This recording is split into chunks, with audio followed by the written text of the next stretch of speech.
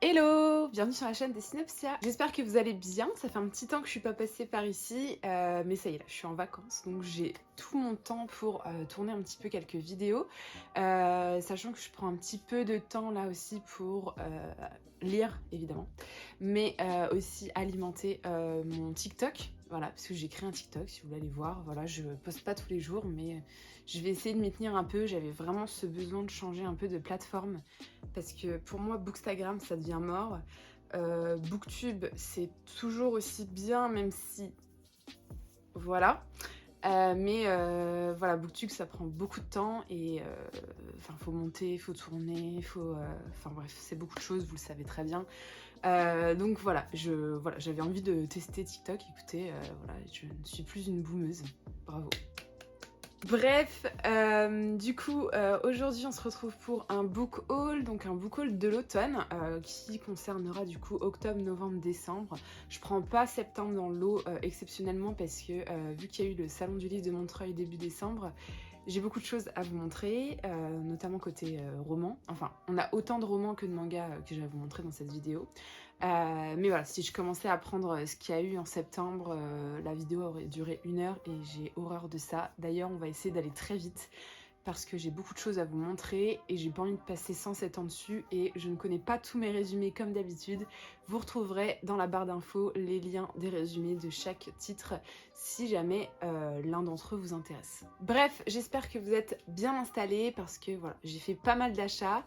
On compte je crois 28 romans et 27-28 mangas graphiques.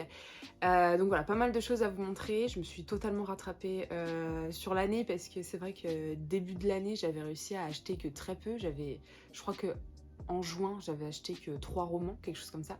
Du coup, j'étais ultra fière, mais voilà, depuis le mois d'août, on a bien rattrapé tout ça. On va commencer du coup avec le mois d'octobre. Je voulais vous montrer les 3 livres que j'ai reçus dans une box Charleston. C'est une box en fait de Noël que vous pouviez vous procurer à ce moment-là. Je l'avais montré en story. Je crois qu'il y en a plus de dispo, mais donc dedans on avait 3 livres autour de Noël évidemment. Le premier c'est Les personnages s'éveillent sous les flocons de Sophie Jomain. Sophie Jomain, je la connaissais plus à la base pour tout ce qui est fantastique, avec notamment Les Étoiles de Noces Head, que j'avais adoré quand j'étais beaucoup plus jeune. C'est vrai que je la découvre de plus en plus sur le contemporain adulte et j'adore. Vraiment, j'aime beaucoup ce qu'elle fait. C'est toujours un plaisir en plus de la rencontrer. Je l'ai toujours pas lu.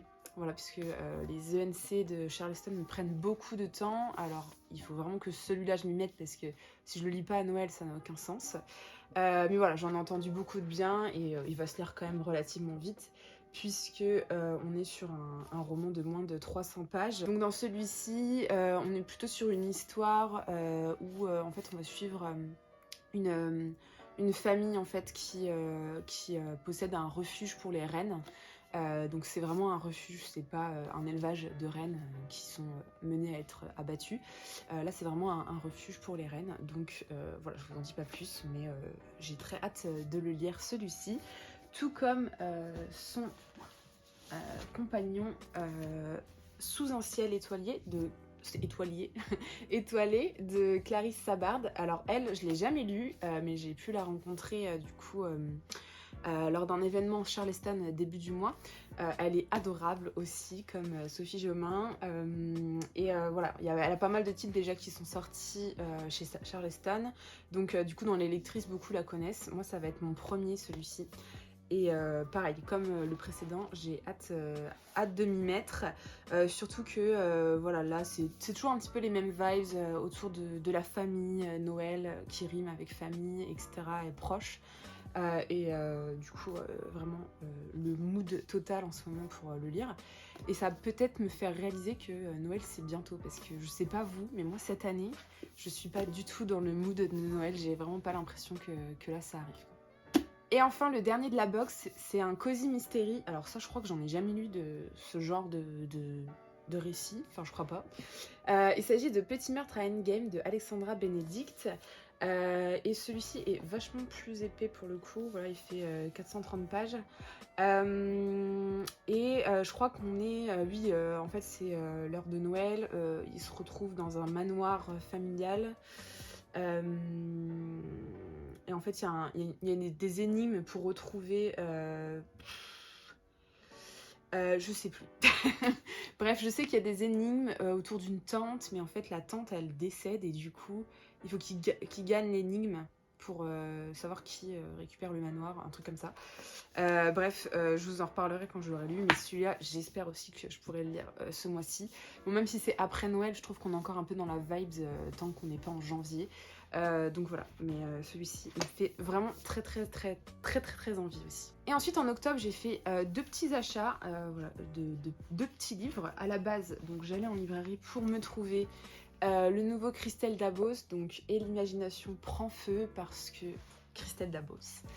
Et parce que en fait c'est dans la catégorie secret d'écriture, donc chez Gallimard, c'est en fait une collection où les auteurs se livrent un petit peu sur leur manière d'écrire, des conseils qu'ils ont à donner, comment ils font, etc.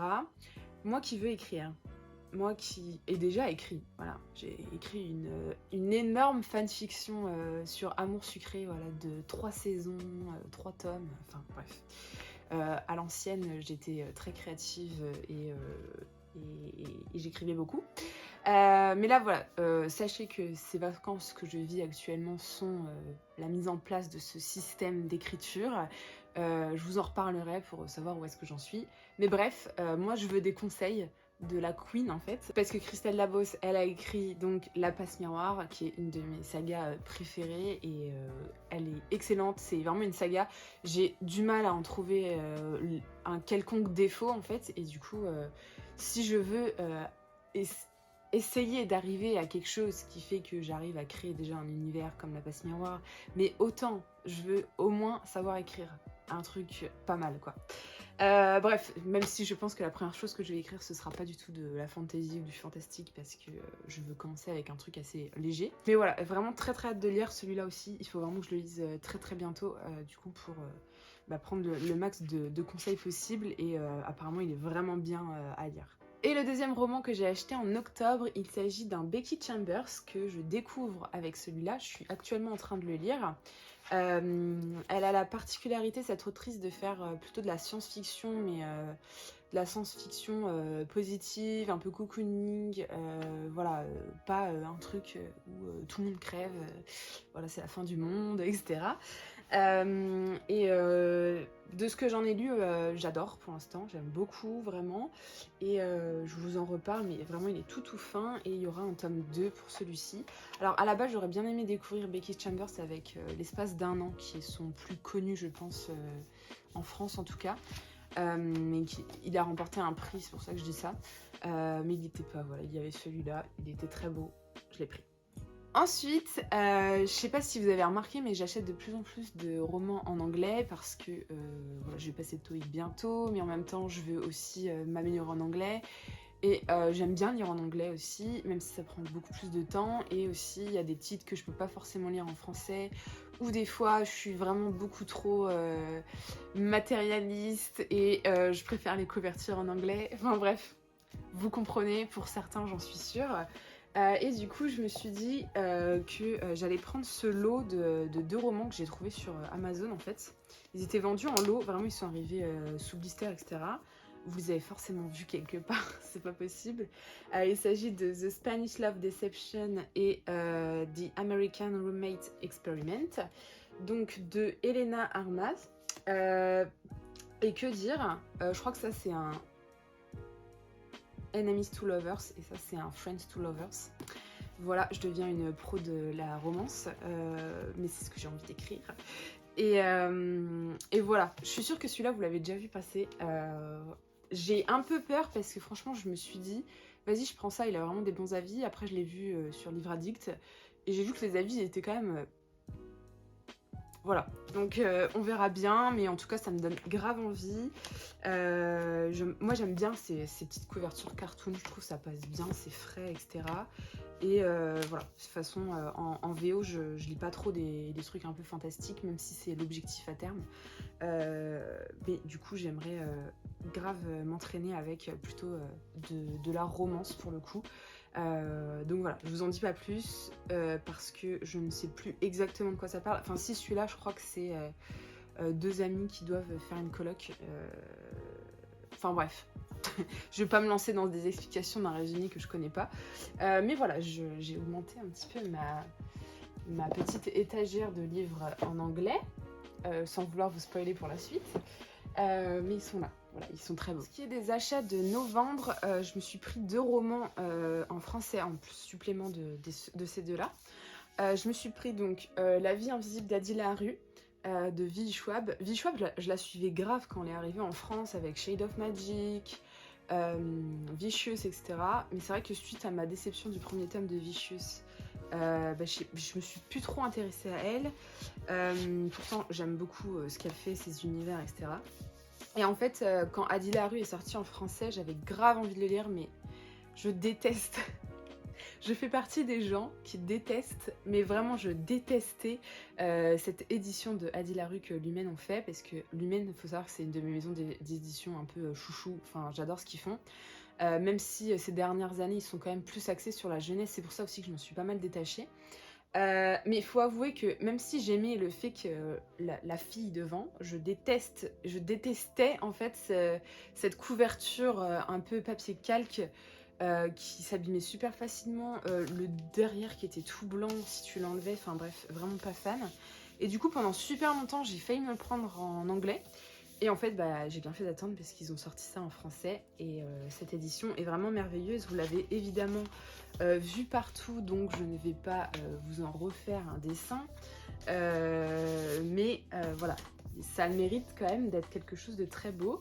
Voilà, je l'ai reçu forcément abîmé parce que sinon c'est pas drôle, parce que j'ai cette fâcheuse tendance à avoir une poisse assez monumentale, et sa petite du coup jaquette réversible, voilà. Mais pour ma part il va rester sur sa jaquette classique.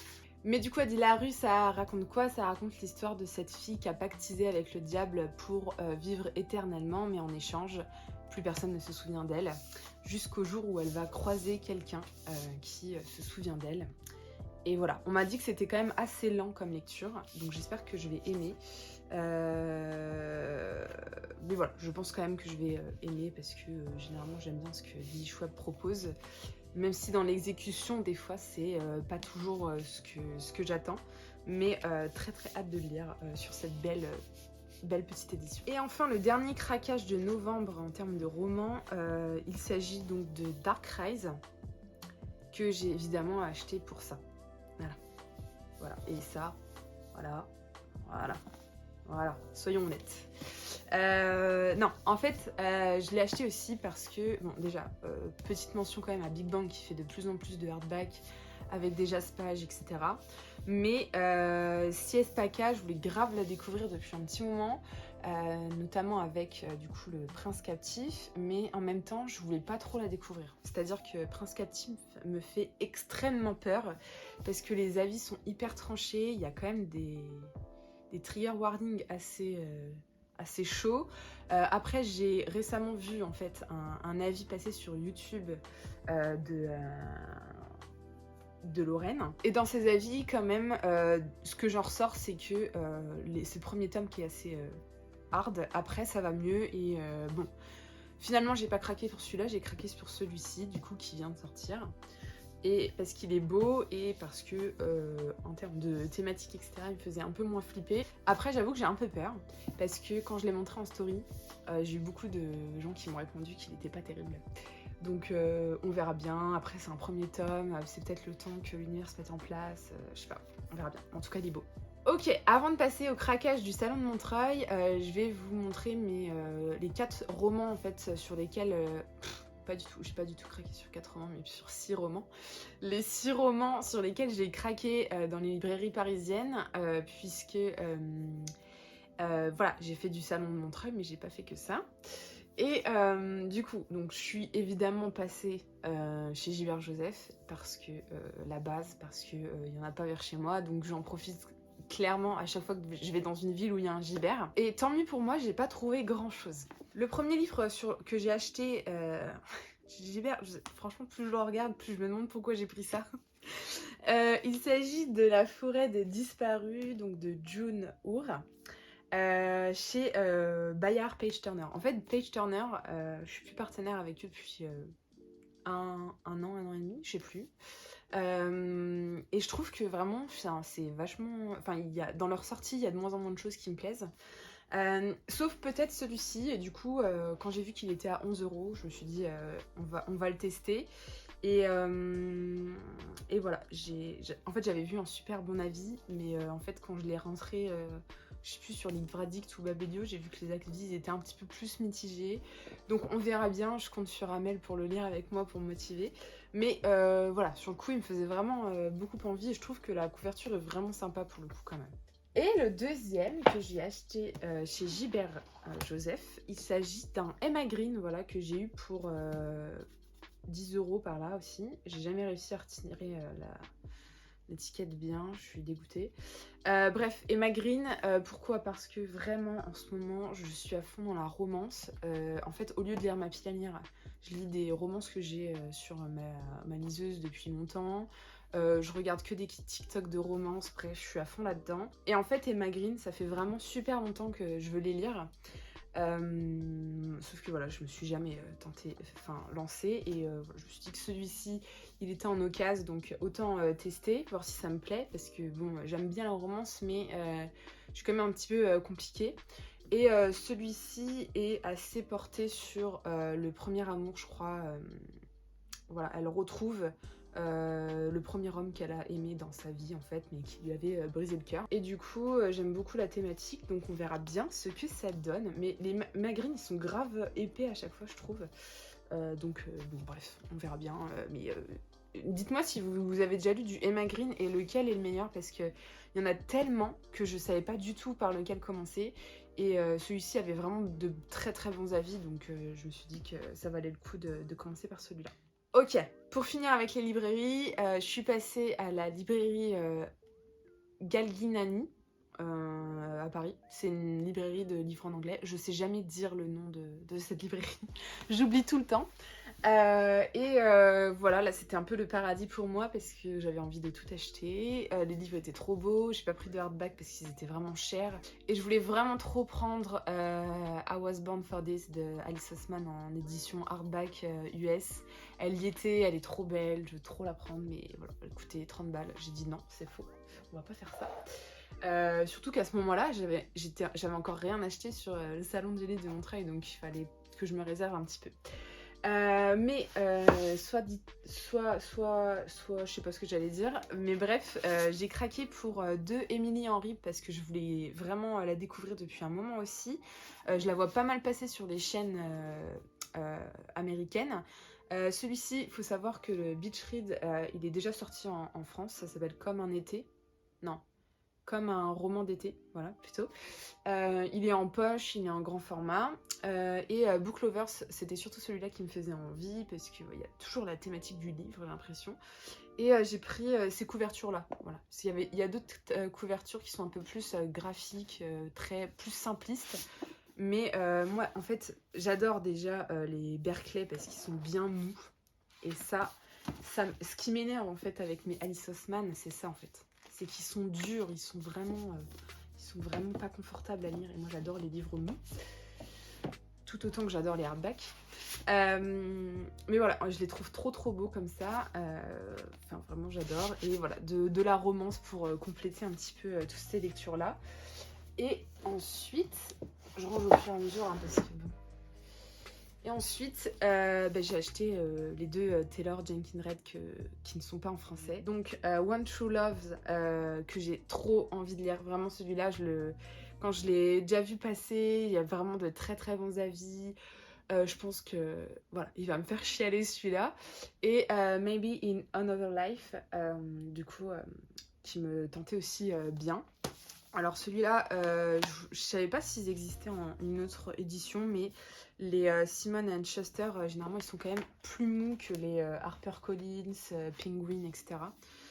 Bref, du coup, j'ai pris ces deux-là. Il me tarde de commencer les Sirènes de Malibu, donc qu'on a chez Charleston. et aussi Les Sept Maris de Evelyn Hugo. Moi j'ai lu que Daisy Jones and the Six de l'autrice, mais je sais pas, j'ai une bonne vibes avec elle, donc bah voilà, super, j'ai déjà tous ces bouquins, sauf le dernier, que j'ai failli me prendre, mais on va attendre un petit peu. Du coup ça y est, le moment tant attendu est arrivé.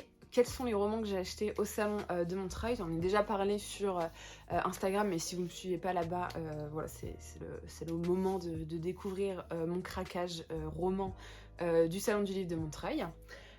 Du coup, ils sont quasiment tous là en fait. Voilà, je vous spoil. Mais en fait, j'ai commencé mon premier jour en allant craquer pour un Aurélie Wallenstein parce que vraiment Aurélie Wallenstein, elle m'intrigue beaucoup. J'ai lu seulement Yardam de l'autrice, que j'avais bien aimé, mais je pense que déjà j'étais pas trop dans le mood pour le lire, je l'avais trouvé un peu trop lent. Mais du coup, sur le stand de Scrineo, un monsieur m'a dit que celui-ci était un petit peu dans la même vibe, on est toujours sur ce truc de psyché, etc. Et en plus de ça, il y avait le tome 2 qui était en exclu, en avant-première au Salon du Livre de Montreuil, donc je me suis dit que pourquoi pas ne pas le prendre. Mais j'ai vraiment hésité avec Le Désert des couleurs, celui-là a l'air vraiment trop bien. Mais enfin, ça c'est une autrice, vraiment. À chaque fois que je lis les résumés, je me dis, mais attends, c'est une idée de dingue. Donc à voir pour l'exécution après. Mais moi j'aime beaucoup et les couvertures elles sont vraiment très stylées. Après voilà, je regrette juste un peu le prix parce que 21 €, ça pique un peu. Sur le stand de Lumen, j'ai donc pris des Savage Sang, voilà, que je voulais grave prendre. Voilà, Lumen ont encore fait un travail de dingue. Et voilà, comme beaucoup de gens qui y étaient, je me suis fait donc dédicacer celui-ci.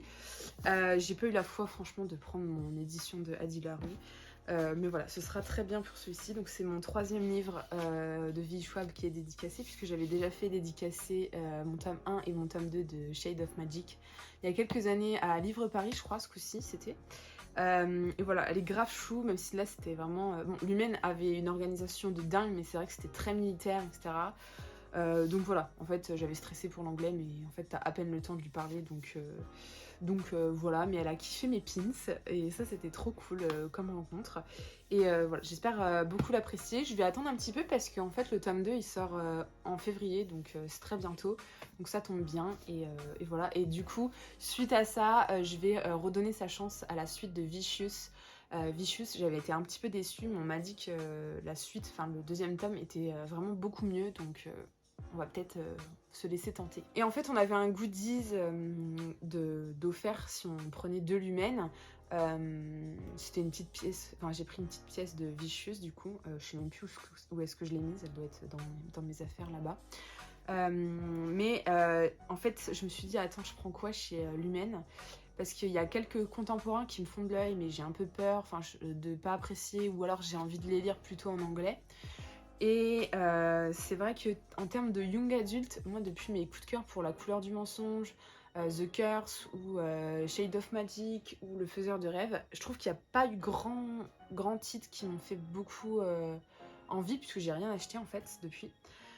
Sauf un, et en fait quand je l'ai vu je me suis souvenue, mais j'ai fait ah mais oui, mais celui-là il me fait vraiment très envie. Et donc il s'agit de Seul un monstre. Voilà, j'ai eu vraiment beaucoup de très bons avis, que ce soit du côté du Booksta anglais que français. J'adore la couverture, j'adore le dos qui est trop beau, là il est tout doré, etc. Et du coup tout ce que je sais de ce livre, c'est que le personnage principal qu'on suit en fait, et ben c'est elle le monstre, donc elle est voilà, dissimulée parmi les autres, donc je trouve ça cool comme point de vue, donc à voir après ce que ça donne. C'est un 1er tome seulement, je sais pas trop si ça va être une duologie ou une trilogie. Je sais qu'il y a déjà un tome 2 qui est dispo, enfin dispo je sais pas, mais je l'ai déjà vu passer sur Amazon. Mais en tout cas voilà, celui-là il était super beau, il me faisait grave de l'œil depuis longtemps, donc j'ai pris celui-ci chez Lumen. Ensuite, on a fait le tour du salon du livre avec les filles et on aime bien faire le tour des des plus petits stands en fait, on va dire. Et en fait, il y a une saga qui me fait grave de l'œil depuis longtemps. En plus, là, j'ai vu qu'il y avait 4 tomes super beaux. Et en fait, l'autrice était là. Donc, on en a profité et je les ai emmenés totalement avec moi. Je les ai totalement matrixés pour qu'elles viennent dédicacer ce livre avec moi. Du coup, on l'a toutes les 3 prises. Il s'agit donc du Royaume de Pierre d'Angle, l'art du naufrage, donc de Pascal Kivigé. Et voilà, c'était hyper cool comme moment parce que je lui ai demandé de pitcher en fait l'histoire vu que je l'avais pas lu et du coup ça a mené à des échanges possibles entre nous et voilà, j'ai très hâte de le lire. Franchement les couvertures elles sont super belles, il y a 4 tomes et chaque tome a vraiment une couleur distincte avec un autre design et voilà, j'ai jamais eu de livre de cette maison d'édition. Du coup c'était l'occasion à Montreuil évidemment. Et je me suis laissée emporter par Amélie aussi pour prendre Sirius parce que celui-là vraiment je le vois passer aussi depuis très longtemps. Je pense que c'est celui que je vois le plus passer de cette maison d'édition et voilà, j'ai eu beaucoup de bons retours dessus et quand Amélie a dit qu'elle le prenait j'ai dit allez je le prends aussi et donc voilà. Le craquage est de taille parce qu'ils sont vraiment assez costauds quoi. Ensuite, je l'avais promis aux filles, mais je suis passée du coup sur le stand d'Hachette pour prendre The Prison Healer. C'était le dernier exemplaire sur le stand. Donc je l'ai pris, il est trop beau. Quand ils sont sortis dans leur version originale, il me tentait vraiment déjà beaucoup. Et j'étais hyper étonnée de savoir que ça sortait chez Hachette personnellement. Voilà, j'ai entendu que du bien dessus, j'ai pas voulu lire le résumé, donc voilà, à vous de jouer s'il vous tente, mais il y a que des bons retours. Et je regrette un peu parce qu'il y a un autre titre chez Hachette qui me tentait, je sais plus comment il s'appelle, mais c'est une couverture violette avec 2 filles dessus. Je vous la mets là, ou là, je sais pas. Et celui-là, j'aurais bien aimé le prendre quand même aussi, mais bon, ce sera pour la prochaine fois. En tout cas, voilà, The Prison Healer parce qu'il est trop beau et le tome 2 sort bientôt aussi, je crois, février par là. Donc ça tombe bien aussi pour quand même pouvoir enchaîner parce que je déteste lire un premier tome quand il n'y a pas au moins un tome après qui est sorti et que je peux, on va dire, enchaîner parce que sinon en fait j'oublie. Et c'est le problème que j'ai avec The Bone Season, c'est que certes, il y a 4 tomes, mais on sait pas encore quand est-ce que le tome 5 va sortir et c'est un univers tellement riche que je sais que je vais oublier en fait. Voilà, bref. On s'approche bientôt de la fin pour les romans, vous inquiétez pas. Mais du coup, le samedi soir du Salon du Livre de Montreuil, j'ai eu la chance de pouvoir participer à une soirée donc de Michael. C'est vrai que je vous dis Michael, vous savez pas qui c'est, mais dans ma tête, Michael, c'est Michael, quoi. Michael qui, du coup, est à l'origine du Renard Doré, la librairie manga, le Renard Café, et en fait, il a annoncé donc, le tome 2 de Mémoire de la forêt, qui est un de ses romans que je n'ai pas encore lu, et du coup, bah, j'en ai profité. Voilà. Il est trop beau, je voulais grave le prendre en plus, donc ça tombait bien, et j'ai eu une superbe dédicace. C'était un super moment avec une lecture en musique en fait avec des musiciens, c'était vraiment super. La dessinatrice aussi était là, donc j'ai eu ma petite dédicace, très contente. Et voilà, très hâte de le lire. Bon, je pense qu'il va se lire assez vite parce que c'est quand même écrit assez gros. Voilà, il est vraiment trop beau et on a fait plein de petits ateliers. Bref, je pense que vous avez vu plein de gens de Booksta là-bas. Et voilà, c'était vraiment trop cool. Et enfin pour terminer, voilà, on en voit le bout. Je suis passée sur le stand de Inis. Voilà, comme je vous disais, j'aime bien soutenir un petit peu les plus petits éditeurs aussi. J'aurais pu aussi craquer chez le Chat Noir, mais bon, voilà. J'avais déjà bien trop dépassé le budget. J'avais le bus à prendre juste après, alors que j'avais dû racheter un sac parce que j'avais plus de place pour tous les livres que j'avais achetés. Bref, c'était un peu n'importe quoi. Bref, j'ai craqué enfin pour La Cité des Brumes oubliées, donc qui est en fait l'histoire qui a inspiré Miyazaki pour le voyage de Chihiro. Le voyage de Chihiro qui fait partie de mes Ghibli préférés. Il est tout petit, tout fin, il va se lire très vite et voilà, je trouve ça toujours intéressant de lire l'œuvre originale. C'est ce que j'ai fait avec Souvenir de Marnie qui est sorti chez Monsieur Toussaint Louverture. Et j'ai adoré le roman. J'ai adoré le roman. Vraiment, je l'ai trop aimé. En plus, il est trop beau. Et du coup, dans la même maison d'édition, vous avez aussi les romans de Kiki la petite sorcière, les romans de Aya et la sorcière, et les romans qui ont inspiré le château ambulant, je crois que c'est ça, avec le château de Hurle. Mais voilà, j'ai craqué pour celui-ci. J'ai craqué pour autre chose, mais ça, je vous le dirai dans la partie plutôt graphique. Mais voilà, j'ai enfin craqué dessus. Et attendez, c'est pas fini.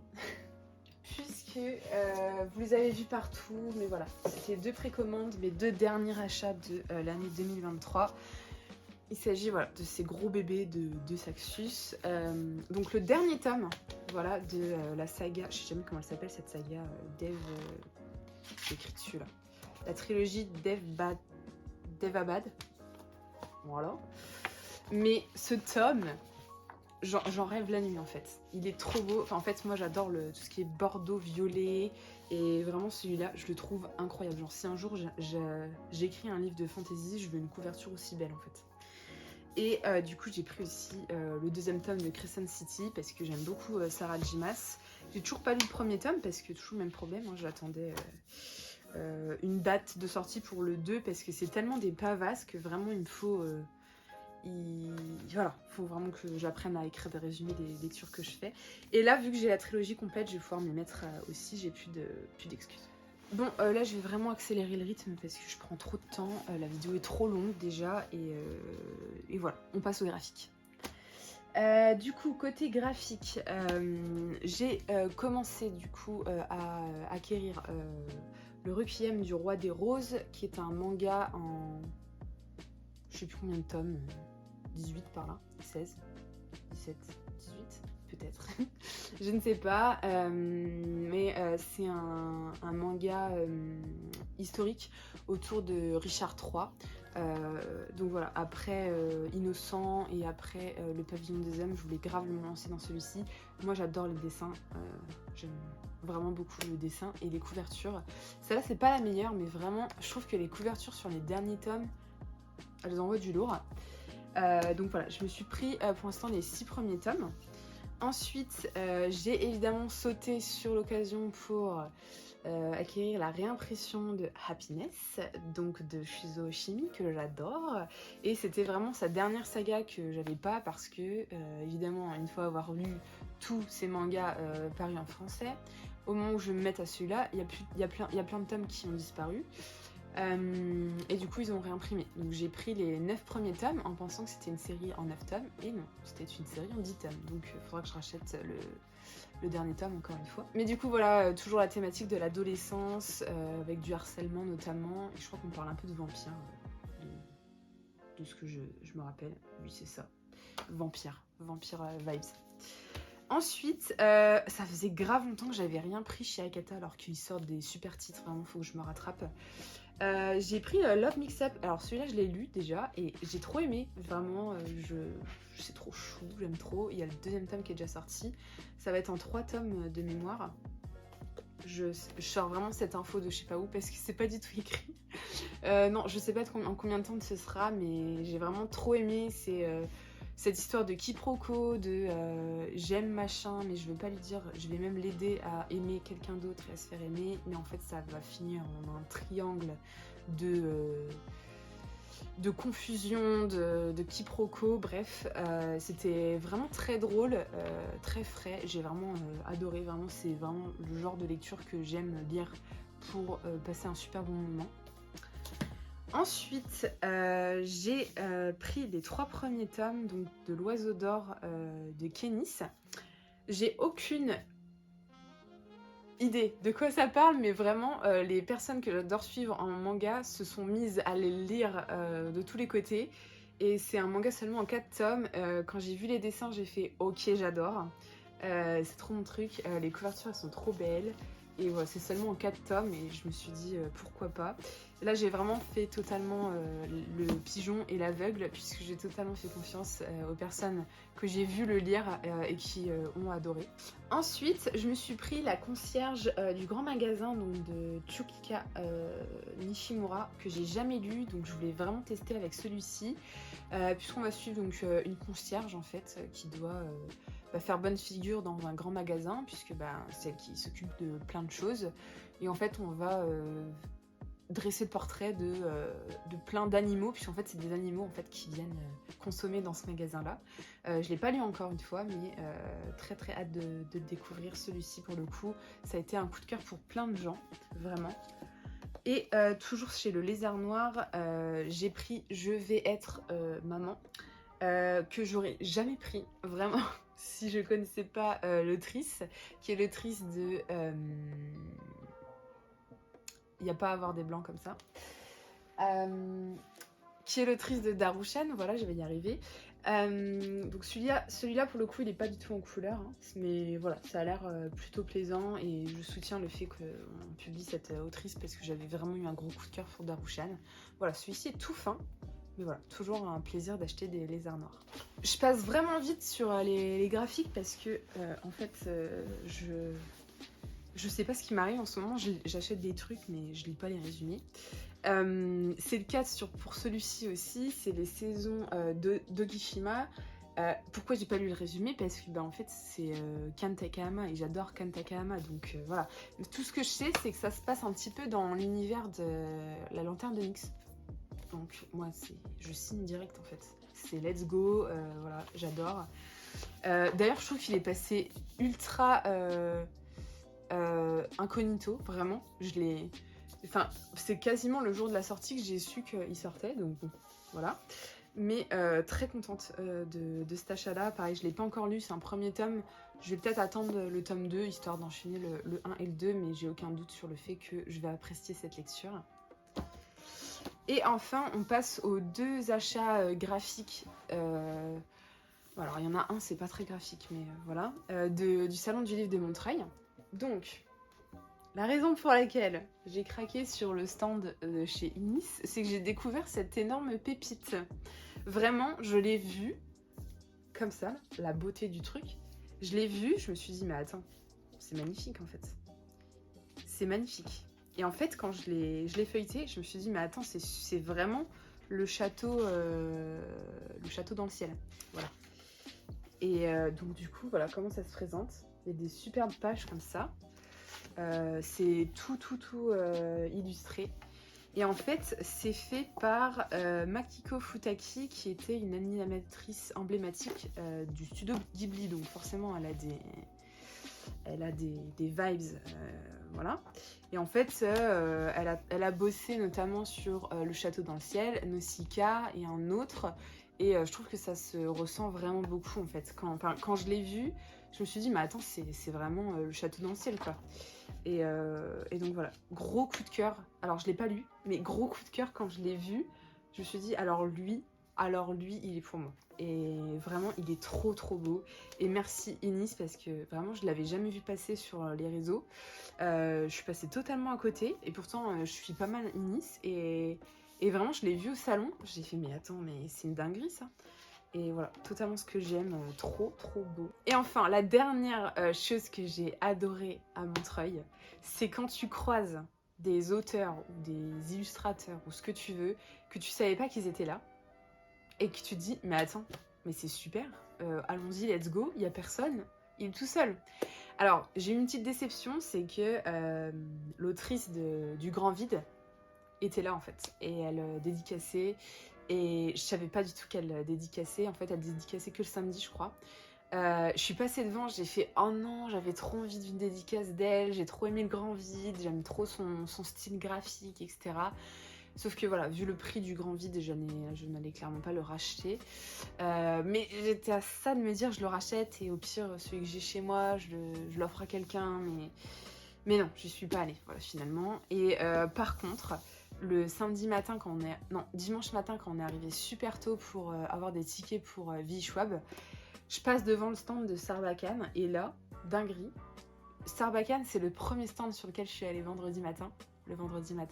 Et le vendredi matin, je vais sur Sarbacane et je fais mais celui-là, faut vraiment que je me l'achète, etc. machin. Je l'ai totalement zappé du week-end et là je vois l'autrice, illustratrice qui est là, toute seule, mais vraiment toute seule. Et j'ai fait bonjour! J'ai trop envie d'acheter votre BD depuis super longtemps. Il s'agit de Voleuse. Voilà, donc de Lucie Brion, et Lucie Brion a été adorable, vraiment. On a grave discuté, on a discuté notamment d'autrices, de mangaka femmes qui écrivent des shoujo. Notamment, on a parlé de Moto Hagio et de Akiko Higashimura. Bref, c'était un pur plaisir, vraiment, j'ai adoré. Et voilà, sa BD, en fait, elle a été sélectionnée pour notamment le festival d'Angoulême. Et franchement, il me tente vraiment, vraiment beaucoup. Et du coup, j'ai eu une super belle dédicace. Voilà, trop contente. J'ai adoré, c'est vraiment, j'adore vraiment ce genre de dédicace. Je vous la montre parce que je crois que, je sais pas si vous avez tout bien vu, mais vraiment c'est trop beau. On dirait même pas que c'est un dessin, on dirait que c'est photocopié dessus quoi, enfin c'est incroyable. Donc voilà, il me reste plus qu'à le lire. Là ça fait partie de mes prochaines lectures et je vous en reparlerai bientôt, mais voilà, j'avais grave envie de le prendre, j'ai grave discuté, c'était un super moment, je pense que c'était ma dédicace préférée du salon. Et bref, ben voilà, c'est tout pour ce book haul de l'automne 2022, voilà. J'achète plus rien là, à part pour les autres, puisque c'est les cadeaux de Noël. Voilà, je suis désolée, je suis passée vraiment vite sur certains titres, je vous ai pas forcément expliqué de quoi parlait l'histoire, mais j'avais vraiment beaucoup de choses à vous montrer. Je pense que la plupart vous connaissez aussi et peut-être que vous êtes comme moi aussi, des fois il vous faut juste une ou deux infos et vous n'avez pas besoin d'en savoir plus pour avoir envie de lire le livre. En tout cas moi c'est mon cas sur certains titres, c'est pour ça que je connais pas forcément les résumés. Bref, n'hésitez pas à me dire comme d'habitude si parmi cette sélection il y a des livres que vous auriez bien aimé aussi vous prendre, que vous ai fait découvrir des titres ou il y en a que vous avez déjà lus. Dites-moi si vous les avez aimés ou non, ça me ferait grave plaisir d'en discuter avec vous. Et comme d'habitude, je vous souhaite de belles lectures et de bons visionnages et je vous dis à la prochaine vidéo. Salut!